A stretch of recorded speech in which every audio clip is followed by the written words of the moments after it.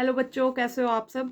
तो रक्षित का क्वेश्चन है, इन्होंने 2-3 बार क्वेश्चन किया है मेरे से कि मैम मैं बीडीएस प्राइवेट कॉलेज से करने वाला हूँ जिसकी फ़ी 5 लाख है, 5 लैक्स पर एनम, और हॉस्टल फ़ी 1 टू 1.5 लैक्स होगा।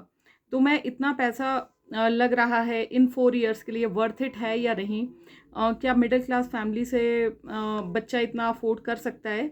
और बीडीएस करने के बाद कितना होगा मंथली इनकम, और एमडीएस के बाद कितने होंगे मंथली इनकम, और एमबीबीएस जितना मिलेगा कि नहीं? आई नो कि पैसा कमाना बात की बात है, पर इतना पैसा लग रहा है तो रिटर्न भी तो होना चाहिए।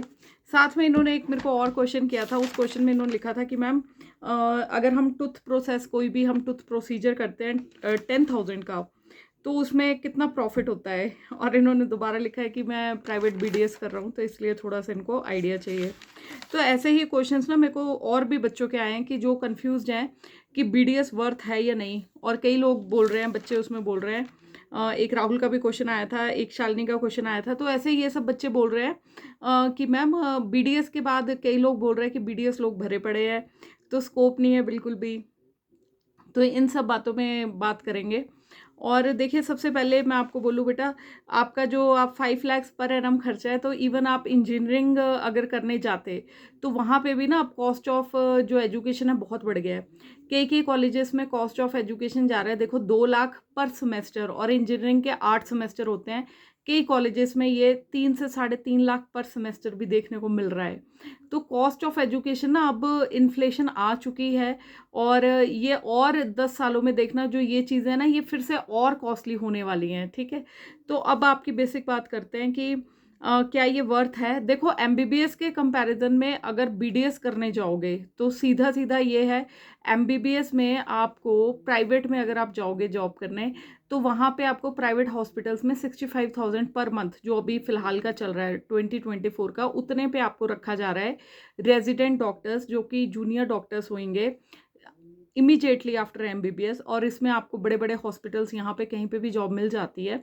बट अब धीरे धीरे देखो वहाँ भी सैचुरेशन आ रहा है, ठीक है। बट ये है कि अगर बीडीएस जाएगा कहीं प्राइवेट में काम ढूंढने, तो उसको 5,500 रुपये पर मंथ पे रखा जाएगा, फ्रेशर जो जाएगा। लेकिन वहीं फ्रेशर एमबीबीएस को अभी फ़िलहाल 65,000 है, कई हॉस्पिटल्स में 60,000 भी पे किया जा रहा है। बट वो डिपेंड करेगा वैकेंसी पे, अगर बहुत ज़्यादा चले जाएंगे तो वहाँ नहीं मिलेगा, ठीक है। प्लस बात करते हैं जूनियर रेजिडेंटशिप्स की। तो जूनियर रेजिडेंट के जो पोस्ट है ना, तो ये अगर मैं बाकी हॉस्पिटल्स की बात करूँ, है ना, गवर्नमेंट हॉस्पिटल्स, तो वहाँ पे भी निकल रही हैं। तो वहाँ पे आपको यहाँ पे ना post as compare to BDS ज़्यादा निकल रही हैं, ठीक है। तो वहाँ पे बट ये ज़रूर है कि आपका कॉन्ट्रैक्चुअल पीरियड रहता है, कई जगह पे 6 महीने का रहता है, और it can be extended till 1 year. कई जगह पे 3 महीने का रहता है, जिसको कि 6 महीने तक एक्सटेंड किया जाता है। और अभी रिसेंटली जयपुर में निकला था जूनियर रेजिडेंट की पोस्ट, तो वो थी महीने दर महीने उसका वो होना था एक्सटेंशन, और वो होना था टिल आपका 6 मंथ्स। और वहाँ पे कोई पोस्ट थी शायद 90, और वहाँ लोगों ने अप्लाई किया था 1500 ने, है ना। लेकिन अब कंपैरिजन करते हैं बीडीएस की।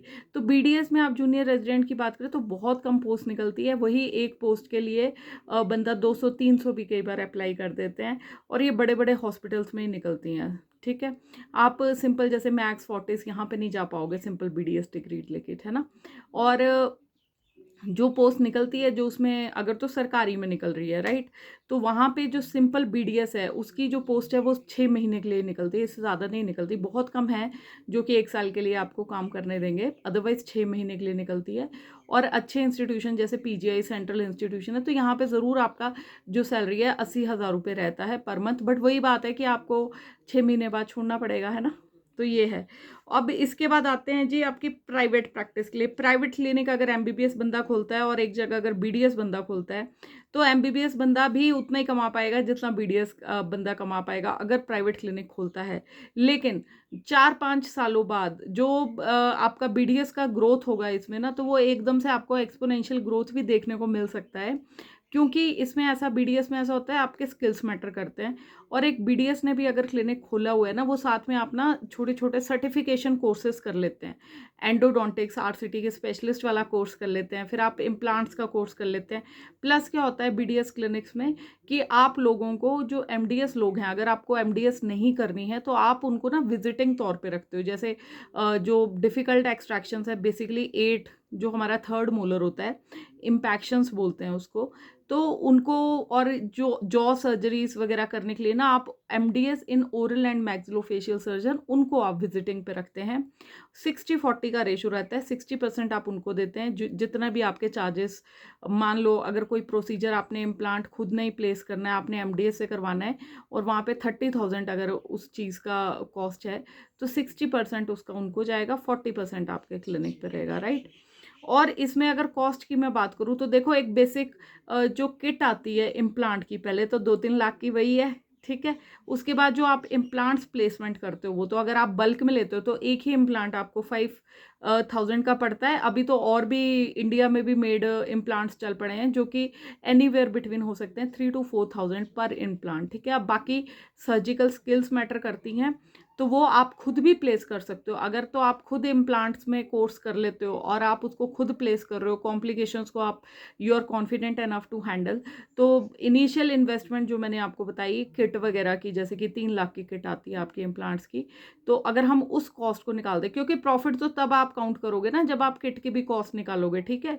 तो बेसिकली जो स्टार्टिंग के इम्प्लांट्स होंगे तो वहाँ पे आपको इतना फ़ायदा नहीं होने वाला, बट बाद में जब इम्प्लांट्स की वो वाली किट वगैरह की आपकी कॉस्ट रिकवर हो जाती है, तो एक इम्प्लांट के ऊपर आप आराम से इवन 25,000 तक आप बचा सकते हो, राइट। तो ये चीज़ें रहती हैं इसमें। और इवन बाकी प्रोसीजर्स की मैं बात करूँ तो अलग अलग प्रोसीजर्स हैं, रूट कैनाल प्रोसीजर्स है, डिपेंड करता है आप कहाँ पे प्रैक्टिस कर रहे हो। एक रूट कैनाल अगर आप 5,000 में कर रहे हो तो मटेरियल कॉस्ट एंड जो आपके असिस्टेंट की कॉस्ट है, सब कुछ निकाल निकाल दें, और आप एक इफेक्टिवली अपनी स्किल्स के ऊपर आप एक रूट कैनाल कर रहे हो, तो उसमें से 4,000 आपका सीधा सीधा जो आपका प्रॉफिट है, मार्जिन है, वो आएगी। उसके बाद आप उसके ऊपर कैप भी लगाते हो, ठीक है। अब कैप पे आपकी स्किल्स हैं, है ना। अब लोग बोलते हैं, अब जनरल पब्लिक भी मेरे इस वीडियो को देखेगी, ठीक है, तो वो बोलेंगे अच्छा डेंटिस्ट का इतना मार्जिन, तो भाई साहब बात ऐसी है कि मार्जिन वैसा नहीं रहता है। मार्जिन इसलिए रहता है क्योंकि वो जो काम कर रहे हैं ना आपका आधे घंटे में, वो काम सीखने के लिए इस डॉक्टर ने अपने जीवन के 5.5-7 साल लगा चुका है। 5.5 साल वो उसके और उसके बाद रिफाइन किया है उसने। 5.5 इसलिए बोल रही हूँ, 5 साल बीडीएस का कोर्स, उसके बाद आप सर्टिफिकेशन करेंगे। और जितना आप अगर एमडीएस कर रहे हो तो 8 साल आप लगाते हो, ठीक है। तो वो 8 साल की मेहनत है जिसका वो चार्ज कर रहा है, प्लस उसको अपने खर्चे भी निकालने हैं। That is basically skills which matter. अब कोई सर्जन के पास आप जाते हो, तो जो न्यूरो सर्जन है वो एक सर्जरी का अगर आपसे चार्ज कर रहा है 5 लाख रुपए, तो फिर वो बेसिकली, क्योंकि वो और भी कॉम्प्लिकेटेड सर्जरी है, उसने उसको सीखने में ही 12 साल लगाए हुए हैं, राइट। तो ये चीज़ें वैसे मैटर करती है। वैसे ही वही बात है, अगर आप फर्नीचर का कोई पीस लेने जाते हो तो वो भी आप 1.5 लाख से 2 लाख तक खरीद लेते हैं। तो वैसे ही इम्प्लांट्स का है। अगर कोई ई डेंचुलस पेशेंट जिसका आप लगा रहे हैं, आप 4 इम्प्लांट सपोर्टेड डेंचर लगा रहे हैं, तो वो डेंचर ही 2-2 लाख रुपए का है, ठीक है। तो वहाँ पे आप खुद कैलकुलेट कर सकते हैं, ठीक है। वैसे ही ऑर्थो की वायर्स हैं जिसका कि ट्रीटमेंट आपका 40 से 50,000 हो सकता है, बट वही है कि इसमें मार्जिन फिर ऑर्थोडोंटिस्ट का वैसे डिपेंड करेगा। अगर आप विजिटिंग ऑर्थोडोंटिस्ट, तारों के स्पेशलिस्ट को अपने क्लिनिक पे रखते हो, तो जितना भी वो चार्ज करेंगे तो 60-40 रेशो रहता है उसका नॉर्मली, ताकि आपको आइडिया लगे। लेकिन आपने इस चीज़ के लिए भी प्रिपेयर्ड होना है कि एकदम से क्लिनिक खोल लोगे तो ऐसा नहीं है एकदम से बहुत सारा पेशेंट फ्लो आ जाएगा। वो आपकी स्किल्स पे डिपेंड करता है। अगर आपको काम ही नहीं करना आता होगा, है ना, आपको पेशेंट हैंडलिंग ही नहीं आती होगी, तो फिर वो चीज़ें आपको सफ़र करनी पड़ेंगी, ठीक है। तो प्राइवेट प्रैक्टिस में आपका ग्रोथ ज़रूर है, प्रोवाइडेड आपकी स्किल्स अच्छी हों। और इसमें कोई ऐसा नहीं है, स्टार्टिंग में ज़रूर आपको 10-20 हज़ार रुपये पर मंथ आएंगे, बट और आपको स्टार्टिंग में थोड़ा सा आप डीमोरलाइज भी होंगे कि हाँ भाई ये हो क्या रहा है ना। बट धीरे धीरे जब आपका उस एरिया में नाम बनता है एंड आपका काम वहाँ पे जब एक पेशेंट का आप बहुत बढ़िया से आप कर दोगे, उसके बाद फिर वही चेन ऑफ रिएक्शंस होता है कि वर्ड ऑफ माउथ है, एक पेशेंट का अच्छा करोगे तो वो 10 पेशेंट लेके आएगा। वहीं अगर मैं एमबीबीएस की बात करूँ तो एमबीबीएस अकेला अपने क्लिनिक को, आज की डेट की मैं बात करूँ, थोड़ा सा अकेले चलाना मुश्किल है। अगर आप टाउन्स में आप जाओगे, क्योंकि आजकल हर कोई स्पेशलिस्ट के पास जाना चाहता है। अगर वो प्राइवेट में जाना ही है उसको, तो वो सोचेगा कि मैं स्पेशलिस्ट के पास ही जाऊँगा, यहाँ पे मैं क्यों जाऊँ, ठीक है। बीडीएस में ये चीज़ अभी इतनी ज़्यादा नहीं फैली है कि पेशेंट बोले कि भई मुझे एमडीएस से ही काम कराना है। बाकी एमडीएस से कराना है तो आपके पास विजिटिंग एमडीएस हमेशा अवेलेबल होते हैं। हो सकता है आने वाले टाइम में एमडीएस को ही ढूँढने लग जाएँ लोग, बट फ़िलहाल वो चीज़ नहीं आई है। हाँ, लेकिन एमबीबीएस और बीडीएस दोनों के लिए एक चीज़ मैं आपको टिप दे देती हूँ कि अगर आप रूरल में जाते हैं, रूरल में आप प्रैक्टिस करते हैं, तो वहाँ पे आप ज़रूर ज़्यादा अर्न कर पाएँगे एज़ कम्पेयर टू आपके शहर में, क्योंकि वहाँ पे देखो क्वैक्स अपना काम कर रहे होते हैं। तो बट ये है कि क्वैक्स का भी बहुत ज़्यादा पेशेंट बेस अच्छा होता है, कई लोग बहुत अच्छी सर्विसेज प्रोवाइड कर रहे होते हैं। तो वहाँ पे आप क्योंकि मैंने खुद भी 1-2 जगह देखा है कि जहाँ पे वो लोग बहुत अच्छा अर्न कर रहे हैं। तो बट वही बात है कि रूरल में रहना सबके बस की बात नहीं होती है ना? तो उस हिसाब से आपको चीज़ें देखनी है। और 10,000 के ऊपर कोई ऐसा नहीं है कि 10,000 का कोई प्रोसीजर करा रहा है, कोई फिक्स उसमें आपका वो है। अब आप ईडेंचुलस पेशेंट के अगर आप जबड़ा लगाते हो, जिसको नकली दाँत लगाना बोलते हैं, ऊपर का अगर पूरा जबड़ा, नीचे का पूरा जबड़ा, तो वो भी रेंज है ना? तो रेंज 5,000 के डेंचर भी मिल जाएँगे आपको। फ्लेक्सिबल डेंचर्स के लिए जाओगे तो 20,000 का डेंचर भी मिलेगा। इम्प्लांट वाले डेंचर्स के लिए जाओगे तो वो तो 2 लाख का भी डेंचर आपको मिलेगा, ठीक है? अब सब में कितना आपका प्रॉफिट मार्जिन है वो वेरी करेगा, ठीक है? किस तरह का मटेरियल यूज़ हुआ है, जितना अच्छा मटेरियल आप पेशेंट के लिए यूज़ करेंगे तो ये उसी हिसाब से जो परसेंटेज है ये उस हिसाब से आपकी डिसाइड करते हैं, ठीक है? तो नॉर्मली मैं आपके प्रॉफिट की बात करूँ तो 50% से 60% आप लोग इसमें सेव कर लेते हो, जितना भी आपका कॉस्ट फैक्टर होता है। बट फिर वही बात है कि क्लिनिक के बाकी खर्चे निकालने हैं, जैसे बड़े-बड़े हॉस्पिटल्स बाकी रन करते हैं, कोई भी स्पेशलाइज़ सर्जरी अगर होती है तो उसमें से 60 टू 70 कई केसेज़ में 80% भी प्रॉफिट शेयर रहता है, but that all depends on the skill and किस हॉस्पिटल में आप काम करवा रहे हैं, ठीक है? तो ये था बेटा आपको। और बाकी ये ज़रूर है कि 4-5 ईयर्स के बाद आपको बहुत कांस्टेंट रिजल्ट्स मिलने पड़ेंगे। उसके बाद उससे पहले थोड़ा-सा हो सकता है कि क्लिनिक की प्रोग्रेस स्लो हो। पहले साल में स्लो होगी, सेकंड साल में स्पीड पकड़ेगी, थर्ड साल में और स्पीड पकड़ेगी, फोर्थ और फिफ्थ साल में तो फिर काफ़ी ज़्यादा अच्छा आपका प्रैक्टिस हो जाती है, ठीक है? प्लस आप साथ में अगर किसी को बहुत ज़्यादा लगे कि भैया फील्ड अपनी चेंज करनी है, तो आप फील्ड अपनी चेंज भी कर सकते हो। अब जैसे एक सीडीपीओ की मैंने बताई थी, चाइल्ड डेवलपमेंट प्रोग्राम ऑफिसर, वैसे वो वाले भी ग्रेजुएट लेवल के एग्ज़ाम्स हैं जो कि पोस्ट निकलती हैं, जिसमें जो भी पोस्ट में आपकी बीडीएस की उसमें होता है ना, कई रिसर्च की पोस्ट निकलती हैं जिसमें बीडीएस क्वालिफिकेशन होती है। तो इसके लिए आपको एचपीपीएससी, जैसे हिमाचल की एचपीपीएससी कमीशन की साइट है, यहाँ पे आपको नज़र रखनी होती है। ऐसे ही बाकी जैसे बिहार पीएससी है, यूपी पीएससी है, तो राजस्थान पीएससी है, ऐसे साइट्स हैं सबकी गूगल पे, तो वहाँ पे आप अपना थोड़ा-सा रिसर्च कर सकते हो कि कौन-कौन सी पोस्ट जो बीडीएस के लिए निकलती रहती हैं, जिसमें क्वालिफ़िकेशन बीडीएस है, वो आप लोग दे सकते हो। ठीक है बेटा? और प्लस हाँ, आपने ये ज़रूर कहा था कि मैम 5 लाख का मतलब है कि 4 साल में 20 लाख रुपए खर्च हो जाएँगे, तो मैं और हॉस्टल का अलग से तो 25 से 26 लाख रुपया मेरा इन्वेस्ट हो जाएगा बीडीएस के लिए, फिर एमडीएस अलग से। तो बेटा वही बात है कि अगर तो किसी के पास पैसा है, जिनके पास पैसा है तो वो लोग तो इतना खर्च करते हैं आराम से, 25-25 लाख खर्च करते हैं, उसके बाद एमडीएस पे भी वो 25 लाख खर्च करते हैं और उसके बाद वो लोग अपना सेटल कर लेते हैं। बट जो मिडिल क्लास के बच्चे हैं, हमें ज़रूर सोचना पड़ती हैं चीज़ें। तो उस हिसाब से आपने देखिए अपनी फैमिली चीज़ों को देख के, और जो मैंने आपको प्रॉस्पेक्ट्स दिखाए हैं, और चाहिए होगा आपको आंसर तो आप स्कोप ऑफ बीडीएस एक मेरी वीडियो है वो भी देख सकते हो, जहाँ से आपको अच्छा वो मिलेगा। और अगर आपका बाहर जाने का विचार है, जैसे अब्रॉड का आप सोचो, तो वहाँ पे टेस्ट जो होते हैं, टेस्ट देने में ही बंदे के 1.5 से 2 लाख रुपए खर्च हो जाते हैं, प्लस आपकी बैंक गारंटी वगैरह रहती है उसमें, जो कि 1 सीआर तक हो सकती है।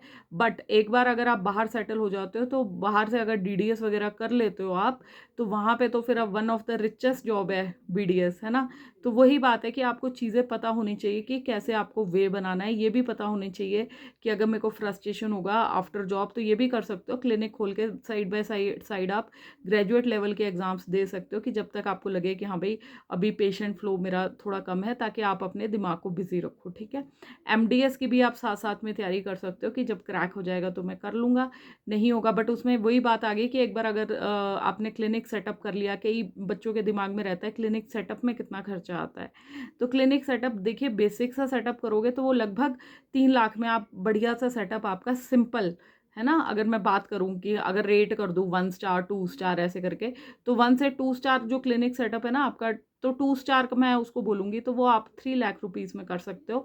अगर किसी को 5 स्टार क्लिनिक सेटअप करना है, तो वहाँ पे ज़रूर आपको 15 से 20 लैक्स इन्वेस्ट करना पड़ेगा, बट वो फिर बाद की बातें होती हैं, ठीक है? स्टार्टिंग स्टेज में आप अपना 3 लाख रुपीज़ से स्टार्ट कर सकते हैं आराम से। ग्रेजुअली जब आपकी प्रैक्टिस इंक्रीज़ होती है, तो आप इसको और अपना एक्सपेंड कर सकते हैं। तो ये सब चीज़ें रहती हैं, बट ये ज़रूर है कि स्ट्रगल तो है ही है, वो खैर अब हर फील्ड में ही है ना? तो ये चीज़ है, और होप वीडियो से आपको कुछ सीखने को मिला होगा, और kindly like share and subscribe so that I feel motivated to answer your questions. और बाकी बच्चों को जिनको क्वेश्चंस हैं आप कमेंट बॉक्स में छोड़ सकते हैं, आई विल ट्राई। और किसी को अगर इंस्टा और एफबी के ऊपर फॉलो करना है तो आप फॉलो कर सकते हैं। आपको मेरे डिस्क्रिप्शन है जो, उसमें आपको मिलेगा, जो मेरा मेन चैनल का डिस्क्रिप्शन है, वहाँ पे आपको मेरा एफबी और इंस्टा मिल जाएगा। एंड बाकी भगवान सबका भला करे। हर हर महादेव, जय श्री राम।